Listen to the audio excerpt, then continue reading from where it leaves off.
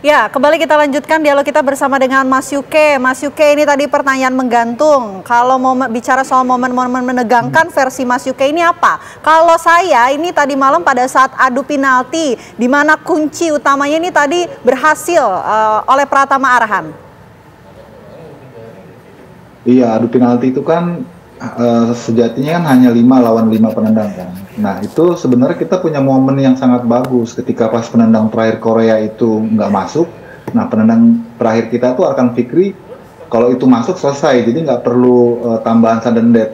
Nah di saat Arkan Fikri nggak mampu eksekusi, itu kan jadi tambahan sudden death kan. Jadi 1 tambah 1, 1 tambah 1, cari selisih gitu. Itu yang bikin menegangkan. Karena kalau kita dalam masa sudden death itu kita gagal, Korea berhasil, kita out gitu loh. Sebaliknya, ketika Korea gagal, kita berhasil, mereka out. Jadi itu udah benar-benar menguras apa namanya degap jantung gitu loh. Karena waduh luar biasa lah. Itu yang paling menegangkan sih menurut saya.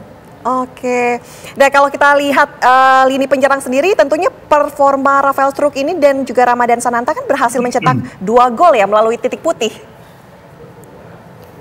Ya, apa namanya, terutama Rafael Struijk ya, yang kemudian didapuk sebagai pemain terbaik pada pertandingan malam hari itu performanya sangat luar biasa. Dia menunjukkan kualitasnya sebagai predator, apalagi gol pertamanya itu benar-benar boleh dibilang sangat kelas dunia golnya ya, karena sekali sentuh langsung bisa menghujam ke pojok atas gawang Korea. Kemudian yang gol keduanya dia itu juga karena kecerdasan dia ya untuk shielding dan ada ambil komunikasi yang gagal juga dari pertahanan Korea sehingga dia bisa bungkus jadi brace untuk 1-2 gol.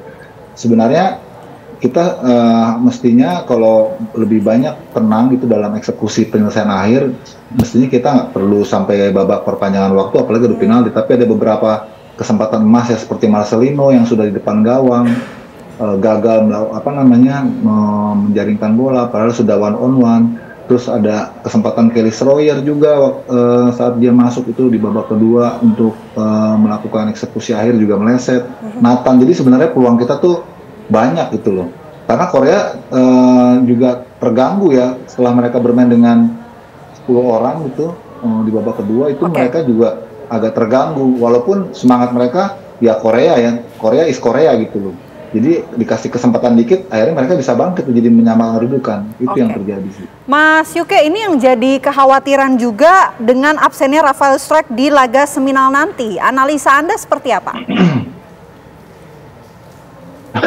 Iya memang, aduh sangat disayangkan ya, karena Struijk kan sedang on fire ya. Setelah dia nggak bikin gol di 2 laga sebelumnya, bahkan di 3 laga sebelumnya, terus di laga perempat final dia on fire. Kita butuhkan dia, faktanya dia ya karena akumulasi jadi nggak bisa turun. Tentu ini harus ada skema cadangan ya. Saya kira opsinya tinggal 2 ya penggantinya. Kalau tidak Ramadhan Sananta, Hoki Caraka gitu loh.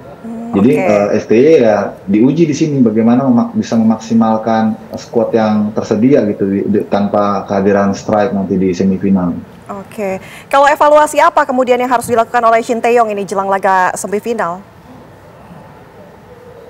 Ya, kalau sudah semifinal ini sudah tergantung keinginan pemain sebenarnya sih kalau dari sisi pelatih ya menurut saya. Karena target dari PSSI sudah terpenuhi, target pribadinya STY juga sudah terpenuhi sampai semifinal. Jadi sekarang tinggal para pemain apakah mereka mau main, karena udah kepalang tanggung ya, kepalang basah ya.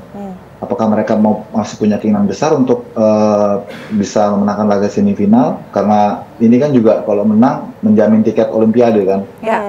Kalau bicara evaluasi, sebenarnya kepada pemain agar tidak menyia-nyiakan peluang, karena di babak knockout level tinggi seperti ini peluang itu nggak banyak. Jadi kalau dapat peluang, kesempatan itu kita harus bisa tuntaskan, karena gol-gol di waktu normal itu sangat penting, apalagi gol-gol di babak awal itu menaikkan moral dan bisa langsung menjatuhkan mental lawan gitu. Oke deh, baik. Nanti kita nantikan ya bagaimana perjuangan dari Timnas U23 khususnya di semifinal nanti, di laga semifinal. Mudah-mudahan bisa lebih lagi mencetak sejarah luar biasa. Betul terima kasih sekali, banyak terima kasih, Mas Yuke atas waktunya. Amin, amin. Ya, terima kasih.